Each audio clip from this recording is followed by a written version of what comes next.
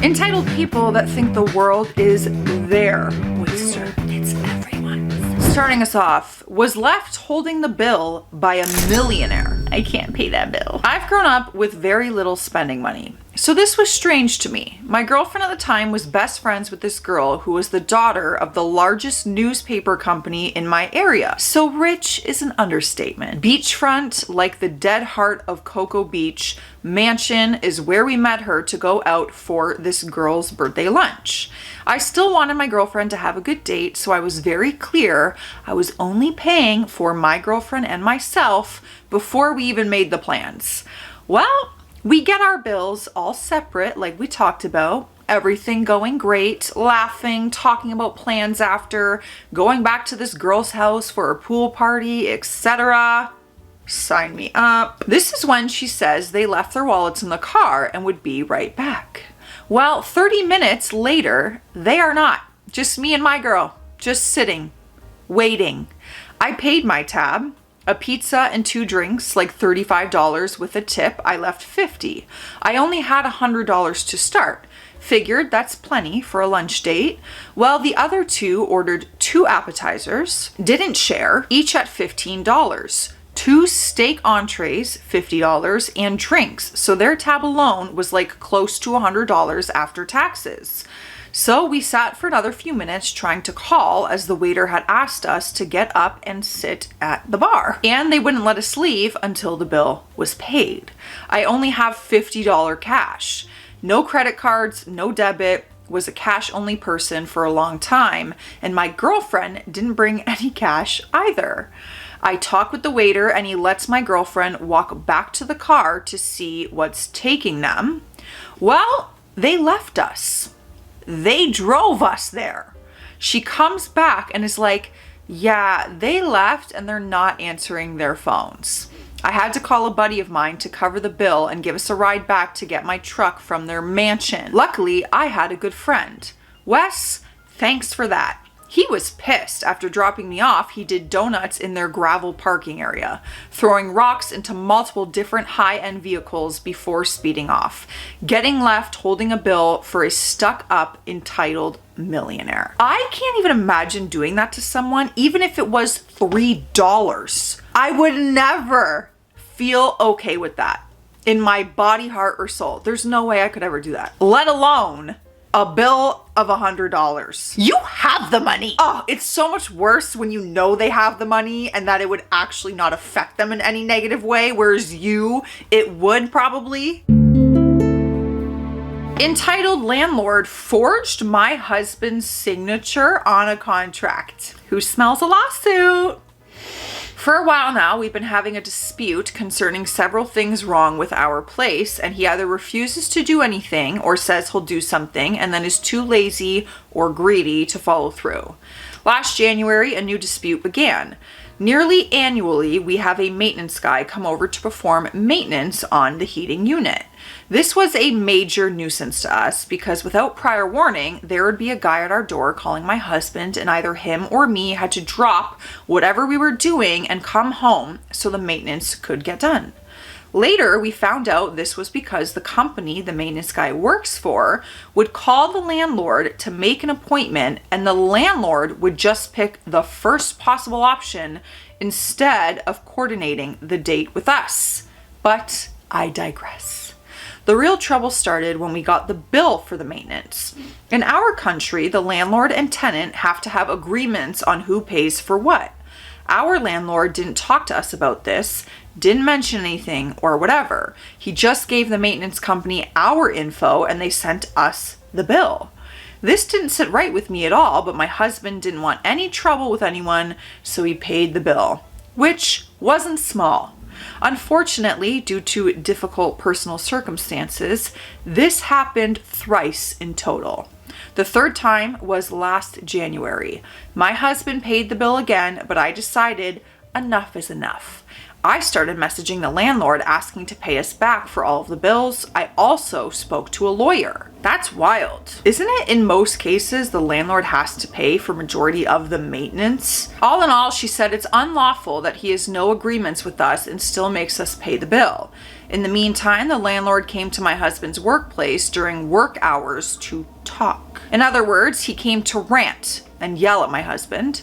In his unhinged ranting and yelling, which my brilliant husband recorded, the landlord said that if a lawyer says so, then he'll pay us back.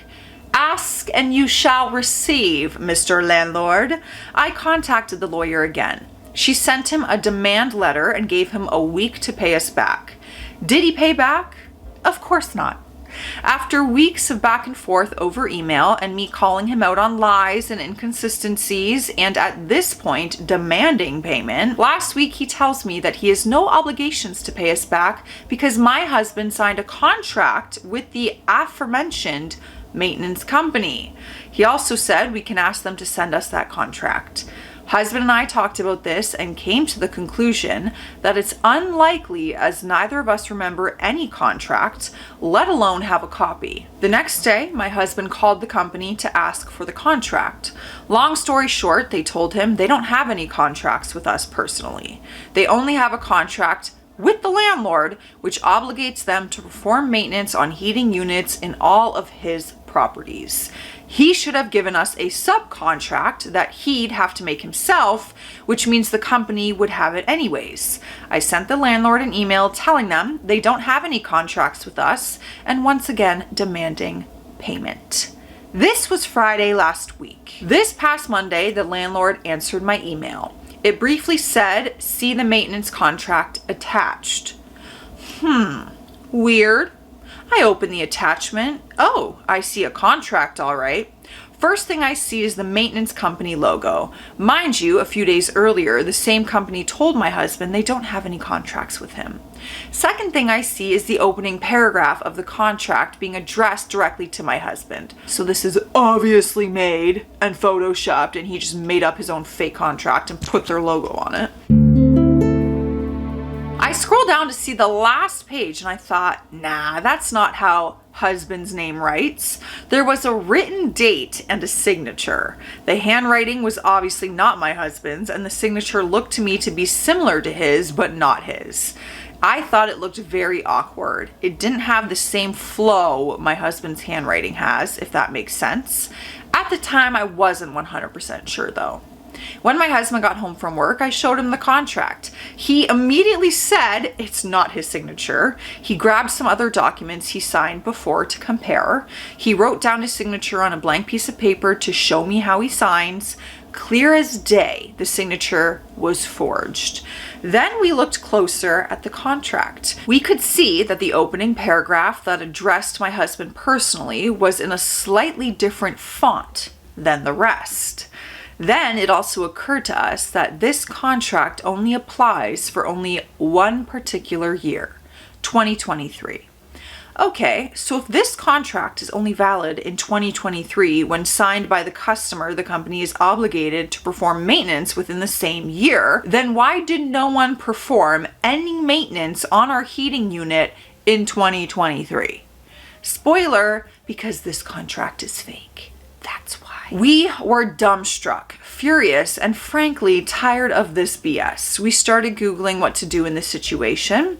Most consistent answer was found to file a official police report. The police will investigate and take necessary measures, so we called the police. We have an appointment tomorrow. Should have just paid them back. I feel like your fines at the end of this would be way more than if you just paid for the maintenance, but let's find out what happened. There is a tiny update. We spoke to the police, filed a report, and we have to wait for now. I hope to hear from the police next week. My husband told me the landlord came by at his job during work hours again. He wanted to make an appointment with us to talk about the issues going on at our place. A little piece of context I haven't mentioned before is that we've been living here since 2021. If there was a contract, it would make way more sense if my husband signed it then, not 2 years later. Another mini update. Got a message from the police. They began the investigation today. I'm gonna need an update on that. I wanna know what happens. That landlord needs to pay, and I wanna know, like, what's the fine for forging a contract and the signature, tenant versus landlord? In the meantime, let's hop on hydration station. Cheers. Drink some water. It's good for you, okay? I know, it tastes like air. but it's good for you. Next up, entitled boss. I was traveling with my boss to a conference held at a hotel in Las Vegas. I've always wanted to go to Las Vegas. Never have. It's on my list. Before the first meeting of the day, we stopped at a little cafe in the hotel complex for breakfast. I had a bagel, she had a croissant, and a fruit salad. She only ate about half of the fruit salad and said she didn't want to waste the rest of it, so she was going to the counter of the cafe to ask them to write her name on it and put it in the fridge for her to pick up later. I said, "My room has a little fridge, doesn't yours? If not, I can keep it in my fridge for you." She said, "Nah, I don't feel like going all the way back up to my room. I'll just have them save it for me." I argued that food safety laws don't allow them to take back food once it's served, but she told me that doesn't apply to situations like this. And like I said, I'm going to have them write my name on the container. The teenage counter girl told her what I said, that she couldn't take the food back for liability purposes. My boss insisted on speaking to the manager, who was busy at the moment. My boss raised her voice and said, "Go get him now. We are going to be late for our meeting." I saw the wheels turning in the counter person's head. I'll just say okay and throw the fruit salad away. I'm not going to be on shift here when she comes back later this afternoon. Honestly, yeah, she probably is trying to think of like, how can I get this woman away from me? The girl smiled and said, "Okay, sure. What can it hurt?" and carefully wrote my boss's name on the lid in black marker. Boss sauntered away victoriously and said to me, "See, people are happy to do things if you just ask. You're so timid. This is why you aren't more successful." People annoy me. We met up for dinner later and I asked, "Did you remember to pick up your fruit salad?" She did, but it was all different people working then and they didn't know what she was talking about. And guess what? Her fruit salad had been thrown away. I said, "Oh, that's too bad. The manager probably made them toss it out. Sorry, I know you wanted to eat the rest of it." She replied, "Oh, it's okay. I made them make me a whole new one for free since they threw mine away." She just doesn't quit. The boss once gave me a copy of The Fountainhead because she thought it would help me. She also quit that job by leaving for lunch one day and never coming back. She made her husband call the company weeks later and confirm she had quit after all of their attempts to reach her were unsuccessful. She had worked there for 10 years. Honestly, good riddance that she's gone probably, you know? I could see my mom doing this. Lovely gal. Has her Karen moments, you know? Bless her. She's got a great heart, but there's moments you're just like, that's unnecessary. And then she's like, that was unnecessary. No more parking in a spot you never rented. I moved to a new city a few weeks ago. Before moving in, I asked about the parking situation because I know how hard it can be to find a spot in the city. Luckily, my landlord still had an empty space right next to our building. Once they showed me which one was mine, I parked my bike there.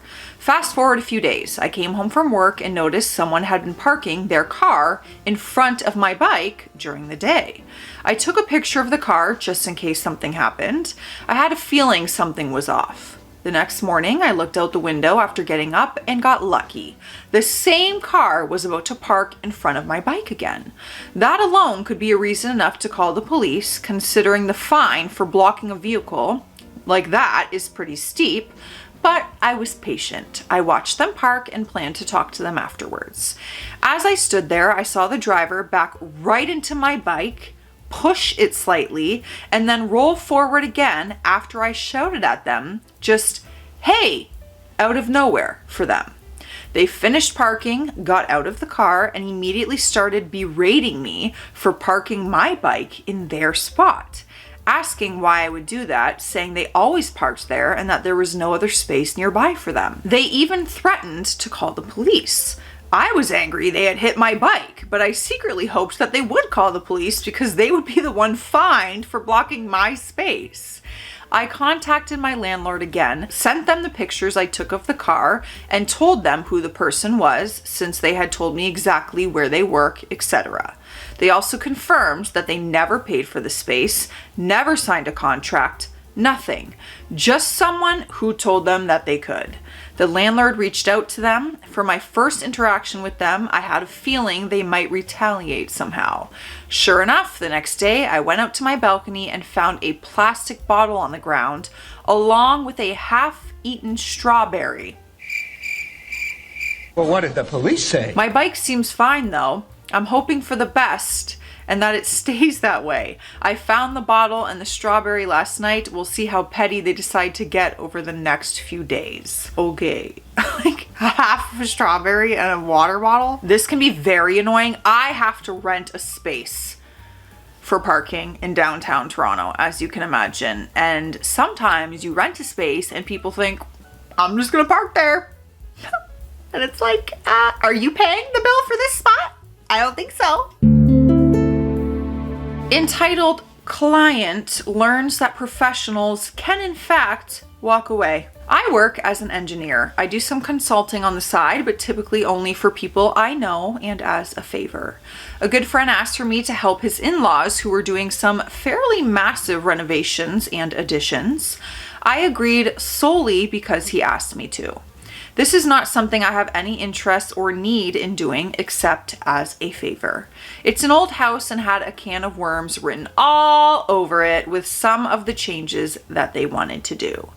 Now, he warned me that the mother-in-law can be unpleasant, but that was an understatement. She seemed to think that because I was being paid, I charged probably 1/10 what a business would. Lila's hopping on hydration station, if you can hear that. You go, girl, get that hydration. That she could snap her fingers at me like a servant. I had a few unpleasant emails with her, but it was tolerable. She was rude when I was pointing out issues with their plans, but nothing too extreme.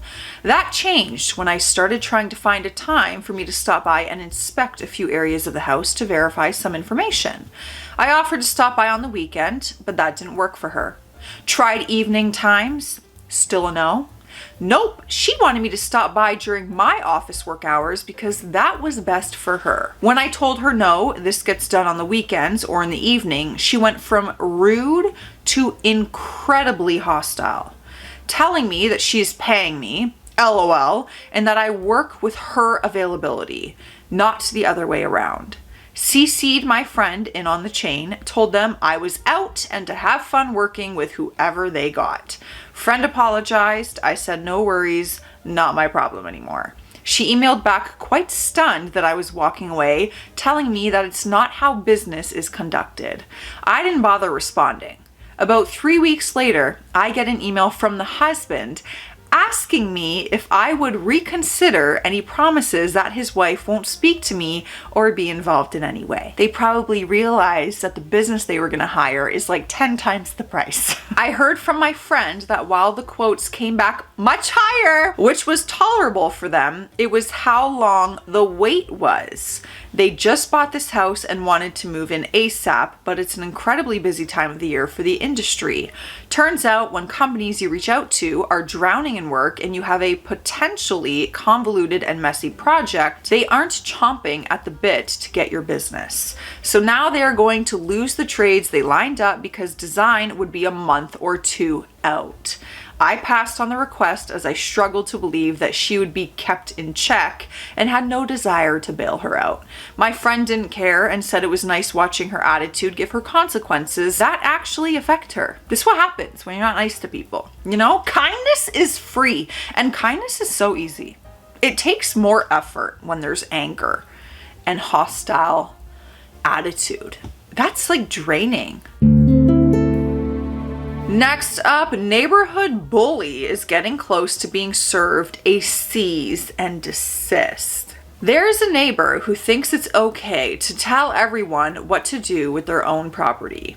Every time she decides to talk to anyone, she stands in the street of their yard, shouting for them like she's calling a dog. She talks at people instead of to them and is the rudest person in the entire neighborhood. Yesterday, she was in the street yelling. She didn't say anything that indicated to me that she was trying to get my attention. I've lived in places where yelling in the street means that the person is on drugs or hug me coat crazy. I've never heard that. Is that a code for something? So I was just attending to my pets and not paying attention to her. My name is not Missy, Misty, or hey you. I don't answer random crap like that. She finally got my attention and I told her that she can't just yell at me like I'm a dog.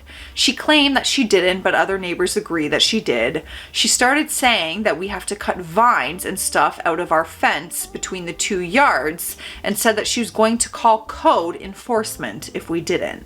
My cousin went out as soon as he got home. He lives here too, and cut the vines and plants even though the roots of everything that she was talking about are from her side of the fence. This morning, she called code enforcement anyway because she didn't like being told that she can't talk to us like we're dogs and needs to keep herself off of our property. We have a barrel that we have some usable metal in and it's not for trash. She had put trash in it and claimed that we have been using it for trash and rainwater. Even the jerk from code enforcement was baffled by that. Part of what bothers me is that she has multiple code violations on her property, but tries to tell everyone else what she wants them to do with theirs. While we were outside working on getting things situated, the way that the code enforcement officer told us to, she drove past slowly, mean mugging us. My husband yelled, "What do you want?" She then drove down the street, passing her property instead of just going home. The biatch is stupid if she thinks we're going to keep putting up with her shenanigans. If she continues to do this stuff, I will serve her with a cease and desist. The last neighbor to receive one from me got a crash course in the legality of such notices and almost caught charges from the police, as well as the civil case we were about to file if pushed. Your neighborhood's got a lot of drama. You've already sent this out to other people? Like, maybe I like condo life. Maybe I don't want a house one day. Although you guys, if you've been here from the beginning, you've been a part of I've had some neighbor drama. I wasn't involved in it, but I might as well have been because they were screaming in front of my door and police came. And I watched them through the peephole while I was filming a video. If you were there, you were there. And if you were not, you're lost, truly. Next up, my entitled sister was upset. I bought the same car as her first car and then tried to steal the seat cover I bought for it until she realized she didn't like it. Edit, to be clear, this happened all the way back in 2005 or so and I am currently out of contact with her over this. My first car in my name was an '87 Ford Escort. It was not in great shape and I never actually got to drive it on the road. I was a late bloomer in getting my driver's license. I didn't get it till I was 27. So my first real car as a driver was a 1993 Toyota Camry. But back then, when I was around 19, I saw the Escort for sale outside of a mechanic shop for $300.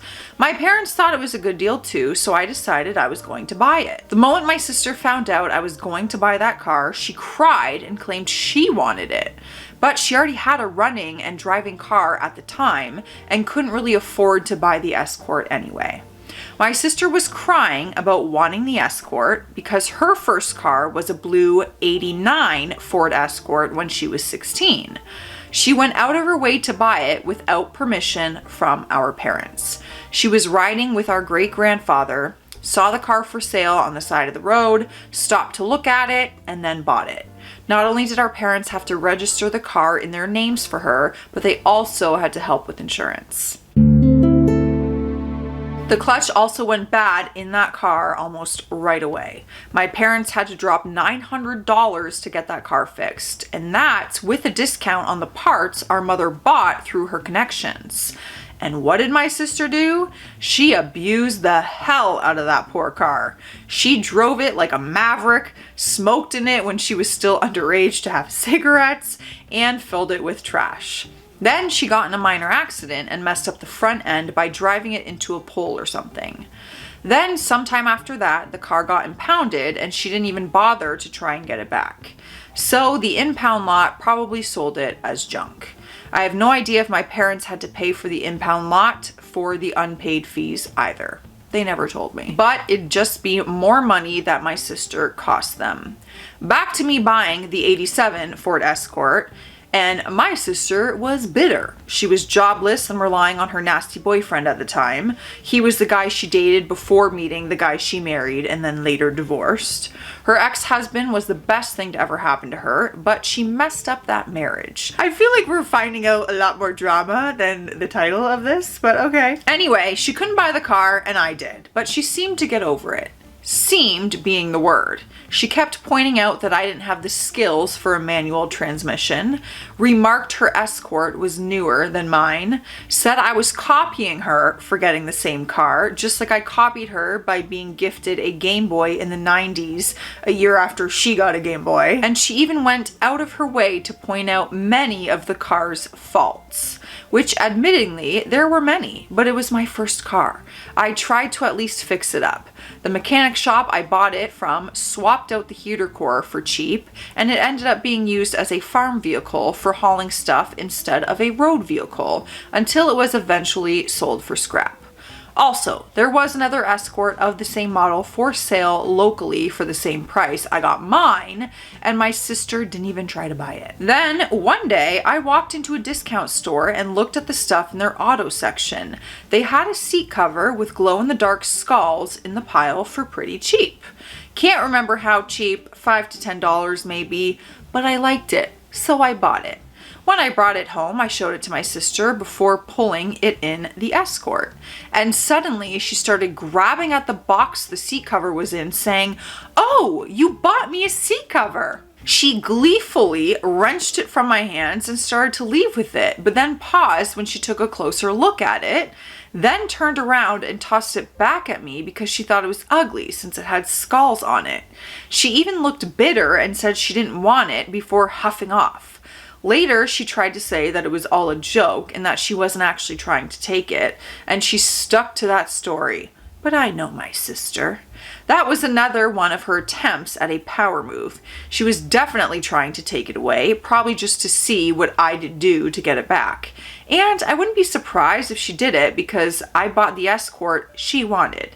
That is just the sort of petty person she is. She's also been through more cars than she can even remember. Counting back, she went through like 7 cars in 10 years. If I'm being honest, I can't even believe that's a story. I don't have the patience. I don't. Listen, I don't have the patience. My sister came to me, "You can't buy that car. I had..." Too bad. This cannot be a fight. We're not fighting over this. Like, I love you. This is stupid. Let me know your thoughts on this. I'll see you in the comments. Stay classy out there. Stay sassy.